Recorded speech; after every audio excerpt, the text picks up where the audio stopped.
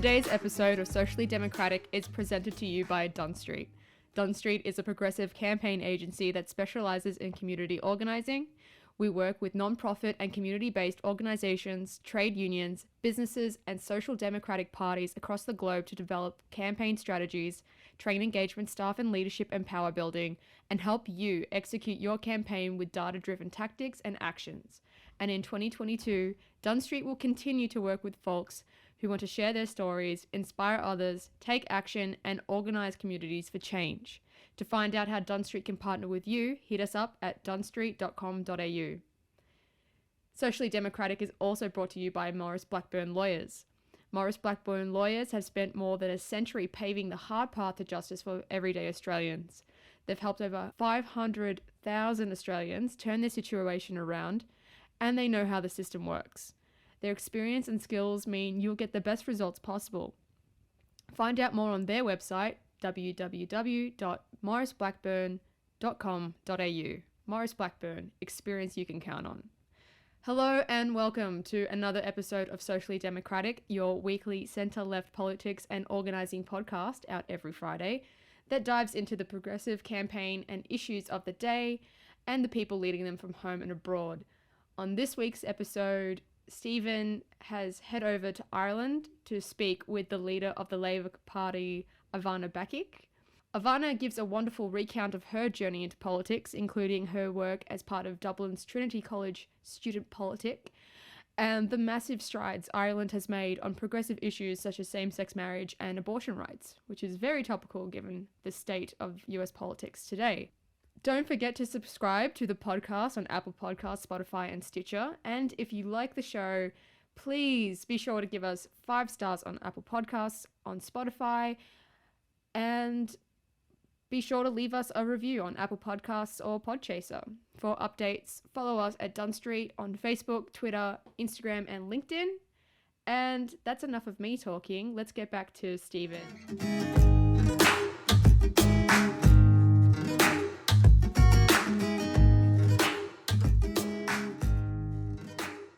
We are taping this one on a Friday, but not in Australia. I am in Dublin City, in County Dublin, in the Republic of Ireland, and I'm joined on today's podcast by the parliamentary leader of the Labour Party, Ivana Bacik. Fulcher, and welcome to Socially Democratic. Guramagut, Stephen. That's thank you in Irish. It's great to be back in Ireland. It's been a while since I've been here, and I was watching your by-election campaign from afar, your successful by-election campaign, obviously, and you're now the leader of the Labour Party. It's been quite a journey over the course of the last couple of years since you first put your hand up for the seat of Dublin Bay South. Yes, it has been a very interesting and eventful journey. But first of all, it's a real pleasure to be on this podcast with you and to be engaging with an Australian audience. And of course, we've watched and listened avidly to the recent Australian election results, and we're so excited here in the Irish Labour Party to see Australian Labour winning and to see Albanese as Prime Minister of Australia. So it's a really heartening sign for us, and we're very grateful to you, Stephen, for the engagement here as well. And of course, we have a very strong connection with Australian Labour through Dermot Ryan, who ran my by-election campaign last summer here in Dublin Bay South, and who also now is our strategic advisor to the party. But I suppose, as you say, it's been eventful for me personally. It's actually only a year ago that that the by-election came up. It was in fact in April 2021 that an outgoing member of our Oireachtas, our Parliament, resigned, leaving a vacancy in my constituency. I hadn't previously had the opportunity to stand as a candidate in my own constituency for Labour, but I had served, of course, course, as a Labour Party senator for many years. And so I was delighted to have the opportunity to run for election, and Dermot Ryan stepped in as my director of elections.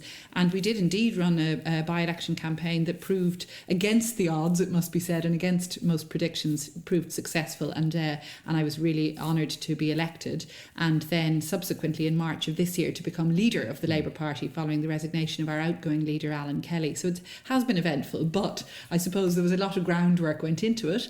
And my favourite headline last summer when I was elected was "Overnight Success After 30 Years." So that sums up what for many women is the reality, which is it does take years of persistence and perseverance before a breakthrough can be made. Well, I've got a lot of questions I want to ask you about the by-election and your ascension to the leadership, but I want to go back to the start if we can. Sure. Your surname, Bacik, not the most famous of Irish surnames going around, is it? I feel like there's a story there that might involve some form of migration from another place that is an island. Yes, that's quite right. And the name Bacik is very well known, in fact, in Waterford, because in 1946, my grandfather, Charles Bacik, immigrated to Ireland with his young family, including my father, who was then just a child. They had come from what was then Czechoslovakia. My grandfather had been a glass manufacturer in Bohemia, in the south of Czechoslovakia, before the Second World War. He was in the Czech resistance, was imprisoned by the Nazis during the war, but then saw what was going to happen in 1945-46 at the end of the war with the communist takeover of Czechoslovakia. And a very shameful part of Czech history is that the communists, when they came in, imprisoned, alongside Nazi collaborators, they imprisoned members of the Czech resistance who they had saw as posing a threat. And of course they were also very punitive towards anyone who had owned factories or been involved in manufacturing in the way my grandpa had. So he came to Ireland because it was a neutral country and because he had some links here with glass importers in Ireland, and he re-established Waterford Glass or Waterford Crystal after the war. This had been a previous glass manufacturer in Waterford, set up by Waterford brothers called the Penroses in the 18th century. It had been closed for about 100 years, and Grandpa re-established it, and it went on to become a huge employer in Waterford, obviously a worldwide brand, huge success in the 1970s and 1980s in America, and employing over 3,000 people in Waterford, the biggest employer in the county for many, many years. So you know, Grandpa's story is the story of an immigrant success. It's the story of the sort of contribution that migrant communities make, and it's a story that's very familiar, I know, to Australians, because, you know, when I've been in it, and I was delighted to be in Sydney and indeed in Cairns in Queensland in 2018, visiting and doing some work, and just the number of immigrant success stories there, of course, is well known. But in Ireland, perhaps less so, where we would have had very little inward migration for a long time, and where in fact most of our history is about emigration, particularly in the 40s and 50s and mid-20th century. So it's a great story, and I'm delighted to say that just this year, 2022, my grandpa was honoured formally with Waterford City Council naming a square, a plaza in the city centre after him. That's fantastic. Yeah, it was great. Growing up where did you grow up? Well, I was born in London. We moved around a lot. I did all my national schooling in Cork, and then we moved to Dublin when I was 14. So growing up in the People's Republic of Cork. Yes, the real capital. That's right. Was it a political household at all? My mum is very political. She's a strong feminist, and she joined the Labour Party when she and my dad moved back from London to Cork. Really that, I suppose, bucked the trend. Her family history was Fianna Fáil, some Fine Gael, in the usual way of Irish families, with a Civil War split. But she's a Murphy herself from County Clare. So she grew up in Kilkee, but she was very taken with the writings of James Connolly. She was very influenced when she and my dad were in London in their 20s. They were very influenced by feminist and socialist movements there. And so her politics really have inspired me. And I grew up as one of two girls and two boys in what was a very feminist household in which we were all very equal. So I suppose that's what drove me then when I went to college to Trinity in the 1980s, Trinity College Dublin, to join the Labour Society there. And to get very involved in socialist and feminist politics.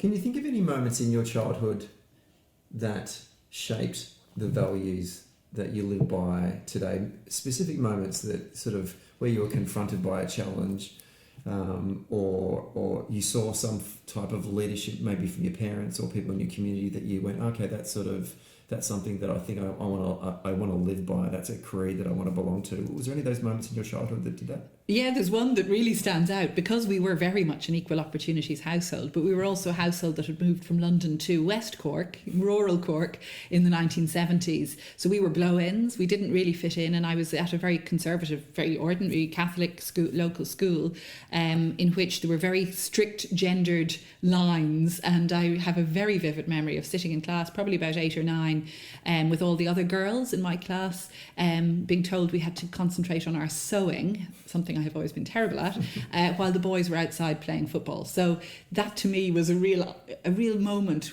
just that vivid memory of the injustice and the unfairness and this being absolutely demarcated on the grounds of gender. Obviously I wouldn't have articulated like that then, but what I felt was, just because I'm a girl, I shouldn't have to sit in and sew. And especially because it was such a contrast to our household, which was so equal, where my brothers are, in fact, better cooks than I am, I must say. It was that contrast. So my mum's leadership and contrasted with the very, very, traditional norms that were in place in the school. I think that was a really formative moment, if you like. But it was, I suppose, symptomatic of the way in which the culture was in a small Catholic rural school at the time. That would have been absolutely the norm across the country then.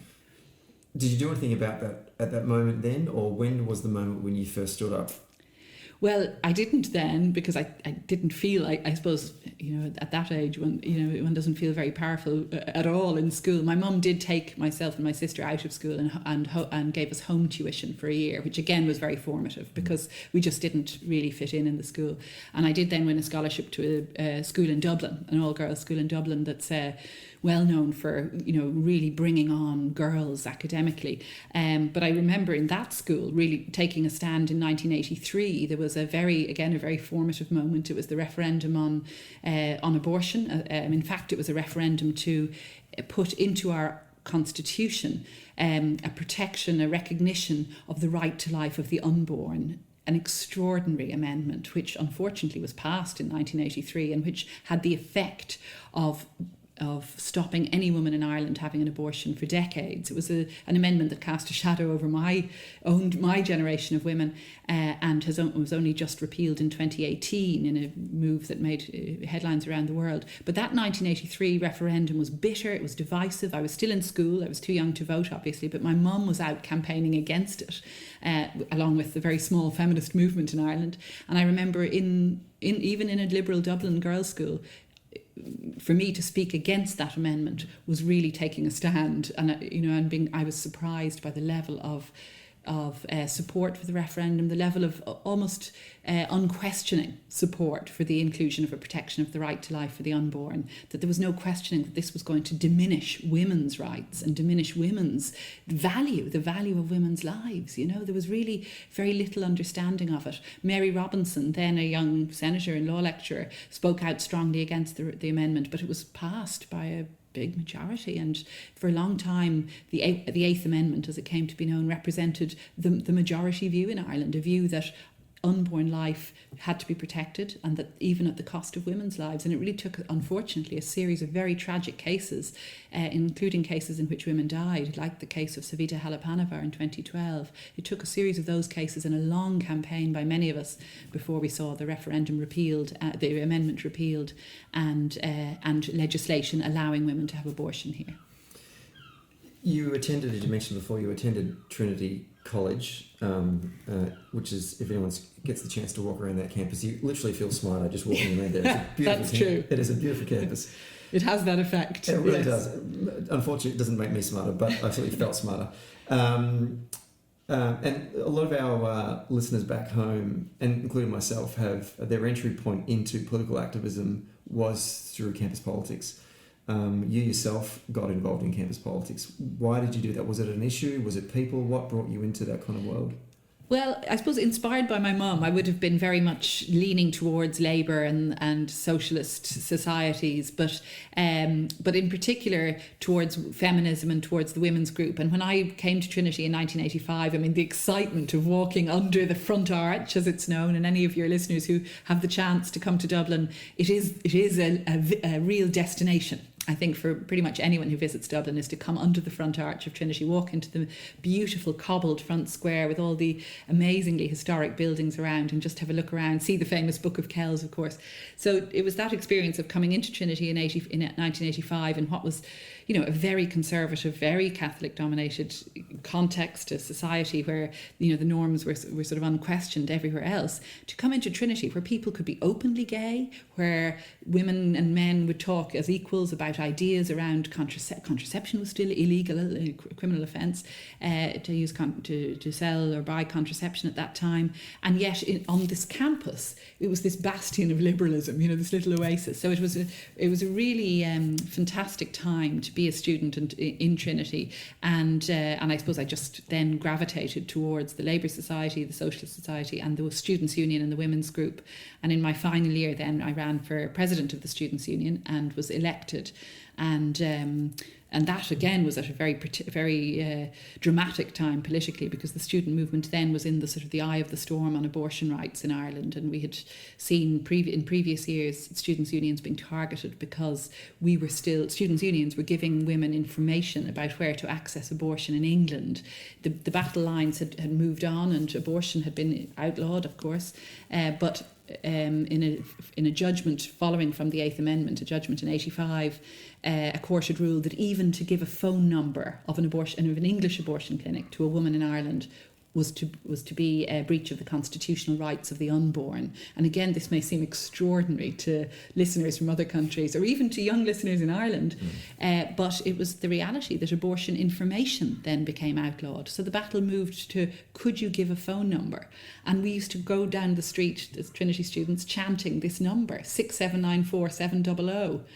I still know it off by heart. And it was the number of our underground helpline, which would give the women in crisis pregnancy the phone number of the clinic in England where they could travel to get an abortion, if they were able to make the arrangement and had the wherewithal to travel. And it was, you know, looking back, extraordinary that these were the lengths we had to go to. So we knew when I was elected president of the Students' Union, this was 1989, by then matters had come to a head. The women's helplines had all closed down. There'd been a series of court cases closing them down. Students' unions were the only organisations courageous enough and, I suppose, bold enough to continue to openly provide this information. So we provided it.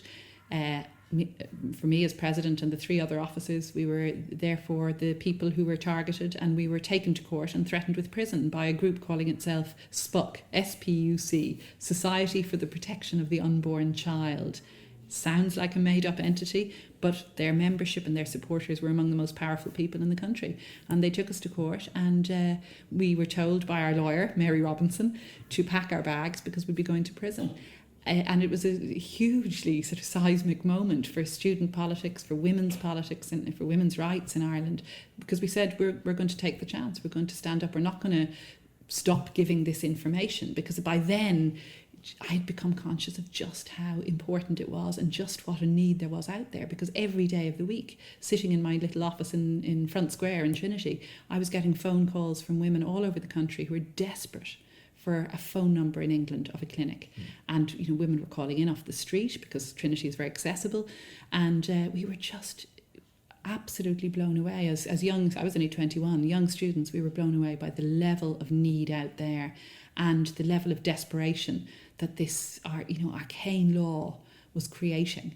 And these people who were closing down all these helplines were just creating this utter anguish and despair among so many women and girls from all over Ireland. So it was these were the weeks and months, I suppose, that have absolutely shaped my politics and motivated me to stay involved for as long as I have, because I'll just never forget those women and those girls. And so I'm really proud of the stand we took as students, standing up to them, saying we'll go to prison if it takes that. In the end, there was a change of judge. The judge we had expected to get was replaced, and we didn't get sent to prison. Mary Robinson's brilliant legal argument based on European law saw our case being referred to the European Court of Justice. The legal proceedings went on then for many years. We were declared bankrupt in the course of them, but ultimately as the years passed, and as unfortunately more hard cases like the X case in '92, like the case of Savita I've mentioned, those cases helped to shift public opinion along, I think, with the stance we took and the stance taken by pro-choice activists, and public opinion changed to the point where we were able to move to incrementally first to legalise abortion in very limited circumstances, and then ultimately to repeal the Eighth Amendment in 2018. But it took a long time to get to the point where we have a modern European abortion law in Ireland. As a 21-year-old student leader, in the heat of this campaign, being threatened with jail time, you could have easily have just said, you know what, I'm just going to weigh up my options here, and maybe jail time isn't, something I want to consider. Where did you get the courage to push through and actually stare down this opposition and do this work? Well, it was certainly not easy, and we were petrified because the women's prison in Dublin was a brutal place, and we had a woman who had been in there had come in to talk to myself and the other woman. We had 4 student union officers threatened with prison from Trinity, 2 men and 2 women, and myself and the other woman, Grania Murphy, had been advised that this was going to be really tough if we did go to prison because the conditions were so bad at the time. There's since been a better prison built for women, and I must say I've campaigned on penal reform all my life since. But so we were petrified. I suppose what gave me and the others the courage was the solidarity we had from our student body, and actually from staff and academics on the Trinity campus. And again, just to emphasise what a unique place Trinity was at the time in this very conservative country, what was then a very, very conservative country, to know that there was a community behind us was a real strength and a real source of strength. For me also, it really helped that my family were supportive. My mum, as I said, is a feminist. My dad is very feminist too. And so that made it easier because my parents were getting calls to the house. Bacik is an easy name to find in the phone book, or when the phone books existed, and they used to get calls saying, "Is this the abortion clinic?" and abusive calls and so on. So it wouldn't have been easy had I not had that support, and not all of us in the student movement had that level of support. And many people came from families where there would have been deeply held anti-abortion views. So it was a difficult time. It was very fraught.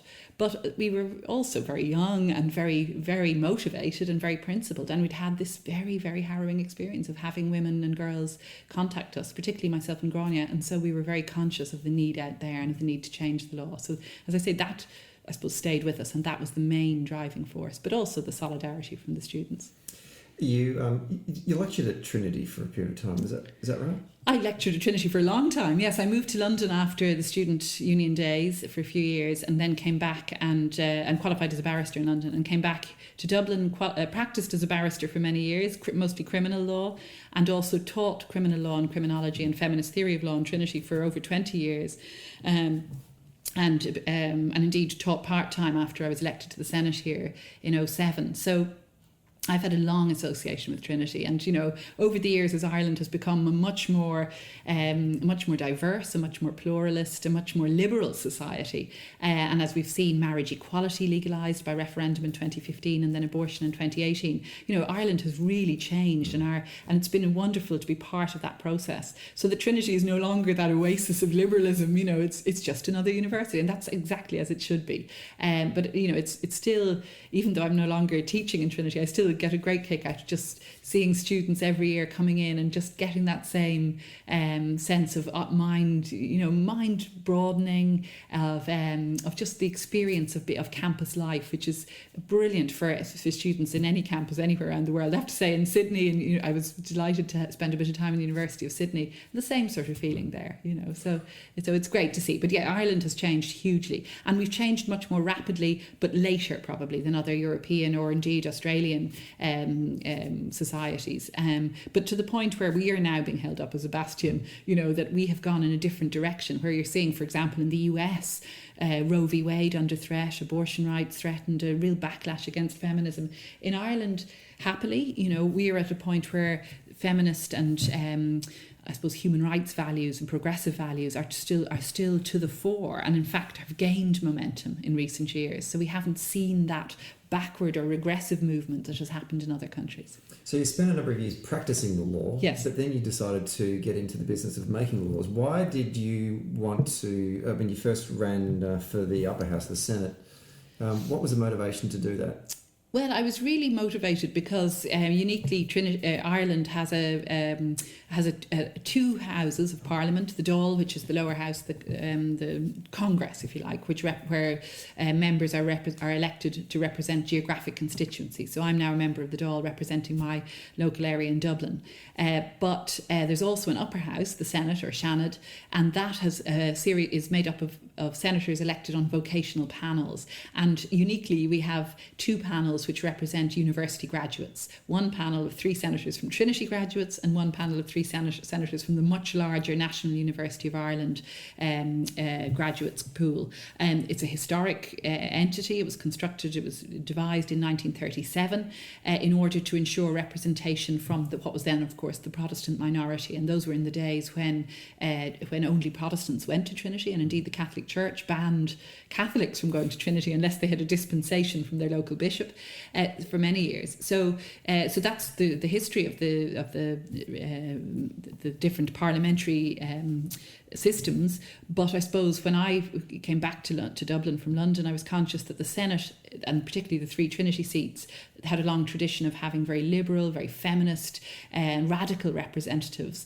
elected. So Mary Robinson, who had represented us in court as a barrister, was also a senator for Trinity. David Norris remains the longest serving senator, and he's a great friend and colleague, and he had come to the fore through gay rights activism, and also as a Trinity lecturer in English and a James Joyce expert. And he was elected to the Senate for the first time in the 80s and remains a senator. So I really loved the idea of being part of that group that had really helped to make waves, to try and change Irish society for the better, to make it more liberal, so that's why I ran a number of times before I was elected. I was first elected in 2007 to the Seanad for the Trinity seat. And I suppose it was also just because I had such a strong association in Trinity. I was teaching there by then, and I'd had the days as a student activist, so it made sense. We did a podcast last year, I think. Because of COVID, I've lost track of all the years now. We all have, I know. But it's with your General Secretary, Billy Sparks. And so I just referenced that for folks that want to go back and have a listen to that episode, because Billy talks about the context of the formation of the Labour Party in Ireland and its place within the political spectrum. Let's talk about the by-election for Dublin Bay South that you ran. You were an outsider going into that race. It was I would say it's a Melbourne Cup field. I don't know if the Irish people probably do follow that race, but there was a lot of people running in that race. And I'm right in assuming that the expectations for the party in terms of your success would have been seen as an outsider. Yes, very much so. That's an understatement. Okay. One of our satirical radio programs said you'd have to be absolutely crazy to think that Ivana has any chance. That was when the by-election was first declared. Labour were doing very poorly in the polls at a national level, and it was seen that this by-election was going to be a contest between the main government party, Fine Gael, and the main opposition party, Sinn Féin, and that everyone else was going to be sidelined. But, what we showed with a very dynamic campaign, a great campaign, and, but also a campaign run under COVID restrictions, so it wasn't an easy campaign, because this was still, just, as you say, COVID time. This was June, July 2021, so COVID rates were high. It was before the vaccination had really taken off. So it was a very dynamic campaign, however, and we showed that there was a clear appetite for an alternative voice of constructive, positive centre-left change. That messaging that we pushed and that energy we brought to the campaign carved out this other space, and Fine Gael and Sinn Féin ended up being the parties that were sidelined, actually, and Labour, we came through with a Labour vote that actually was a record vote for us, 30% first preferences. For the Australian audiences or the non-Irish audiences listening here, I mean, if they've had any kind of tangential understanding of Irish politics, obviously they've seen three major parties historically, obviously Fianna Fáil, Fine Gael and the Labour Party. But now Sinn Féin are the largest party in the Dáil, is that right? No, they're the largest opposition. Right. Yeah. So they've picked up a lot of seats, and Labour's currently got 7 in the Dáil. Where is Sinn Féin getting all these votes from? That's kind of what we want to get a sense of. Where has this success come from? Because this is only recent, right? 10, 15 years ago, no one would have thought Sinn Féin as being the largest opposition party in the Republic anyway.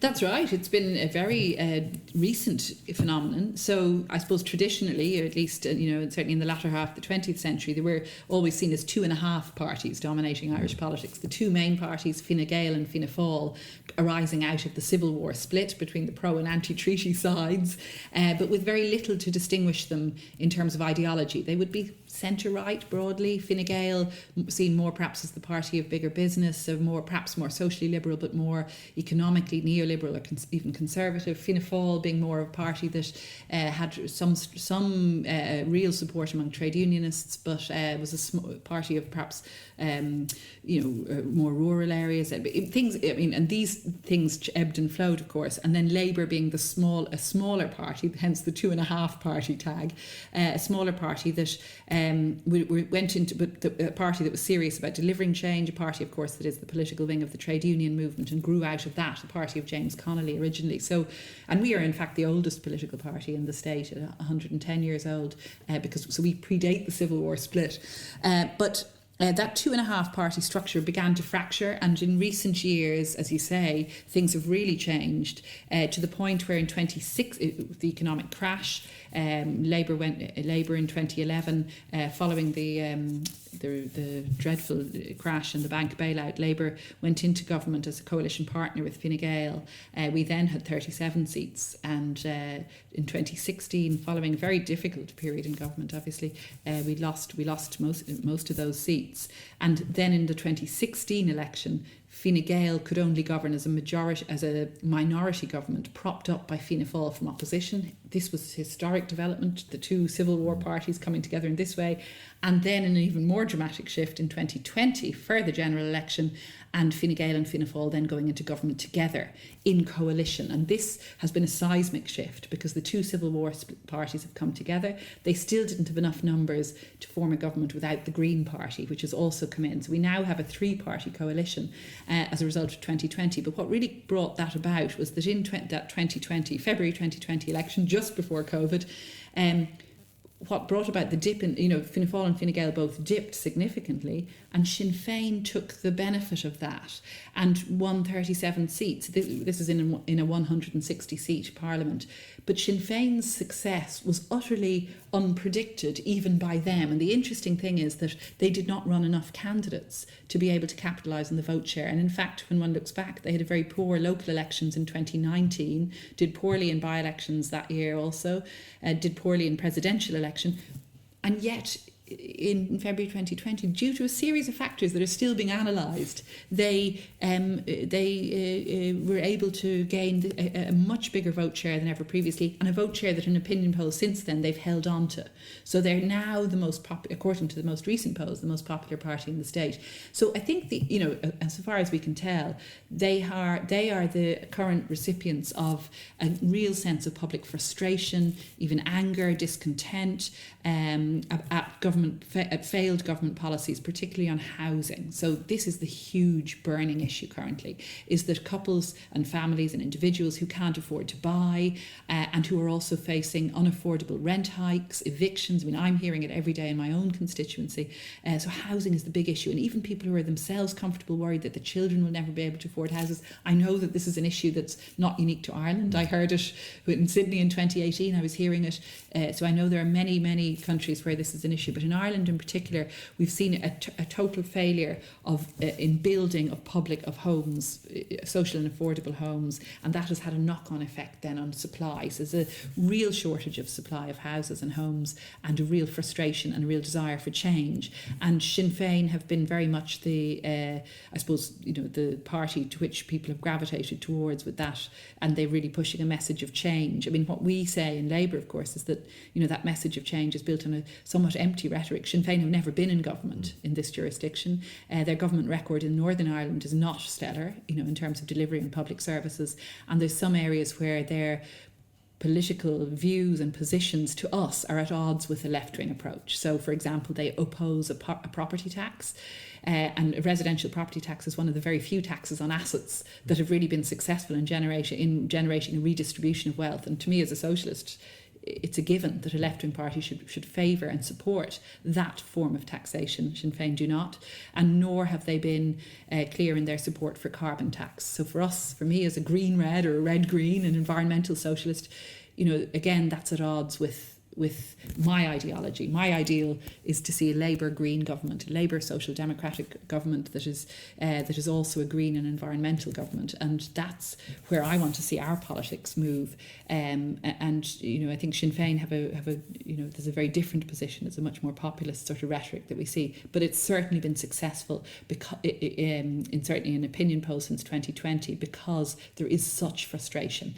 And now with the cost of living crisis, as we come through COVID, with rising inflation rates, the knock-on effect of the horrific war on Ukraine that Russia is waging, we're seeing that discontent and that anger and frustration really boiling up more and more, and this desire for change. Because Fine Gael, the reality is Fine Gael, as the main government party, have now been in government for a very long time, since 2011, and there is a real need to see a change. And we in Labour are putting forward a message of change, but it's a constructive message of positive change, trying to be solid and real and serious about how we deliver it, and how in particular we can fund the huge investment in housing and in healthcare, hospitals and schools that we need to see. Really interesting insight from the most recent Australian federal election was the issue of cost of living that you just mentioned before. Normally we would think that would be a conservative, positive frame for them to talk about, and something that we as a Social Democratic Party would probably try and avoid. But a lot of the research that was coming through during the campaign was the more that we did talk about cost of living and what Labor's solutions were to address that it was actually voters favoured Labor on the issue of cost of living over the Liberals, the Conservative Party. I mean, is that a space that you think that the Labor Party can create some distinction between both Fine Gael and Fianna Fáil, as well as Sinn Féin, in saying we can address these issues for working people here in Ireland? Yes, absolutely. I mean, we've been running a campaign on Ireland needs a pay rise for the last few months, because what's clear to us is that the most effective way to tackle the cost of living crisis is to ensure that people see an increase in their take-home pay. It's one thing to try to tweak the cost of fuel, the cost of energy, the cost of food, and that has to be done in a targeted way by government, clearly. But the most effective and sustainable way to support people through this crisis is to ensure that incomes actually increase, that take-home pay levels increase. So we've been calling, for example, for public sector pay talks to be informed by that, because with an 8% inflation running at 8%, we need to see incomes rise then commensurately with that. Currently there's a public sector pay agreement that will see workers in the public sector getting 1% pay rise this year. But that amounts really to a decrease in wages, of course. And what I'm hearing, I hear it every day, I heard it yesterday when out canvassing in my own constituency, is people saying, I'm on a good income, I'm in a good job, but my income is no longer enough to meet the cost of childcare, the cost of my rent, the cost of putting petrol in my car, the cost of food. So these are the real issues. And we've seen some really devastating reports, an Economic and Social Research Institute report saying that 1/3 of households are in fuel poverty, that they can't afford rising energy and fuel prices, and this obviously is going to have a really difficult effect, particularly as we move into the winter, and particularly as households face back to school costs. So again, there's a real fear, real concern about that, and we've been calling for a mini budget for over €1 billion worth of targeted measures to tackle this, but also for government to look at the hidden costs, what the trade unions are calling the social wage, the really high cost of childcare in Ireland, the really high cost of healthcare, bringing your child to the doctor, costs which in many other European countries are either totally met or subsidised by the state. I mean, here in Dublin, a creche place for a child is €1,000 a month for one child. So it's a second mortgage if you've 2 or 3 children. And that's what's really, really squeezing people now. Last question, because I know you've got to run. And this is a question I think that's more probably for the Irish diaspora listening to the show. They're always interested in the prospect of a united Ireland, and it seems like we're getting closer to that. I know my late father said that his hope before he died was to see United Ireland. I never did get to see that, but it feels like it's getting closer now, certainly with the demographic changes in the north. But to have a United Ireland, that requires both sides of the border to agree to it.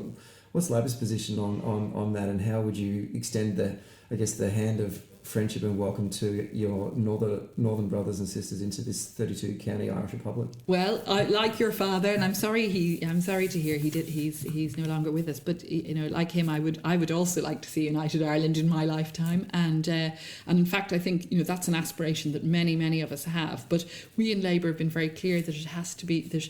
Any steps towards that unification would have to be taken in a very sensitive way, and in a way that is entirely consistent with the spirit of the Good Friday Belfast Agreement, and that is based on the principles of consent. So I set out Labour's position for your Irish diaspora in an Irish Times editorial at the end of April, in which I pointed out that we would have to see, I think, the sort of groundwork laid in advance of running any referendum on unity across the island. We'd have to see the careful groundwork laid that we saw laid in the marriage equality and abortion referendums here, and that would require the setting up, in my view, of an all-island citizens' assembly. So in other words, a deliberative democracy process where people would be where citizens would be able to hear the arguments in a calm and dispassionate way outside of the heat of the sort of party political forums, and would be able to make a view then on whether or not we should have a referendum. And in order to set up that citizens' assembly, we'd first have to build consent both in the Stormont Assembly in Northern Ireland and here in Ardal and Shannon. And I think that it's that sort of careful groundwork where first you bring the political parties on side, and secondly then you create the conditions for a deliberative democracy process. You'd have to do all of that before I think you could contemplate running a unity referendum. And of course, it might well be that the Citizens' Assembly wouldn't recommend that referendum, but at least we'd know why. We'd be able, I think, in that way then to establish more clarity as to what the real consensual view is. I was involved in the Constitutional Convention, which was the forerunner of our Citizens' Assembly on the marriage equality question. It was really interesting to me to be part of that process, to see people coming to a common view from perhaps very different positions, but to listen to the evidence and to do this in this thoughtful and objective way. So I think that's the sort of process that it will take, and I think that will clearly take some years.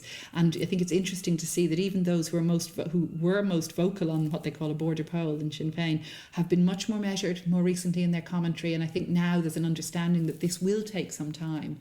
I was up in Belfast canvassing for progressive SDLP candidates in the Stormont elections, and again, what really struck me, and I think most people who were involved in the process, was people there, the real concerns for most people in that election were the bread and butter issues, the cost of living crisis, the effect of the war in Ukraine, the rental and housing and education and childcare, and all of the same issues that we in Dublin or in Cork or in Limerick or in Galway are also experiencing. So with the Stormont Assembly now in a sort of this frozen situation and no functioning executive, clearly people, the democratic wishes of people who voted in the Stormont elections are not being respected, and the DUP have behaved so badly, in my view, on this, and indeed the British government now in undermining international law in this utterly delusional approach to the protocol.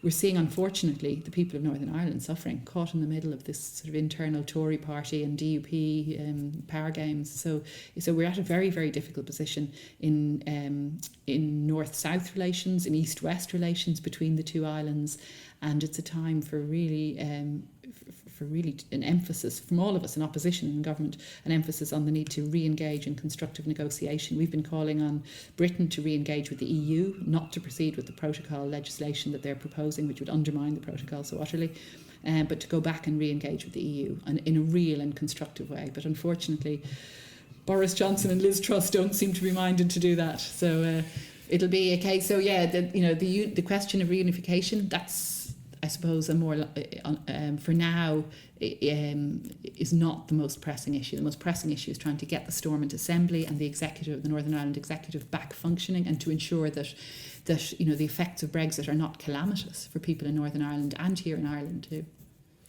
Ivana, it's been wonderful to sit down with you and chat. I wish we had more time, but we wish both you and your leadership of the party the best of luck going forward. I know the elections aren't for a while away, but also to the rest of the party and the movement here in Ireland.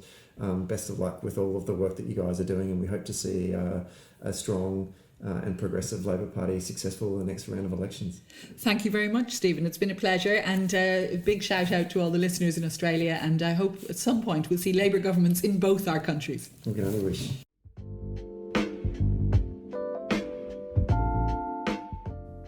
Hey there. Thanks for listening to Socially Democratic. Did you like the podcast?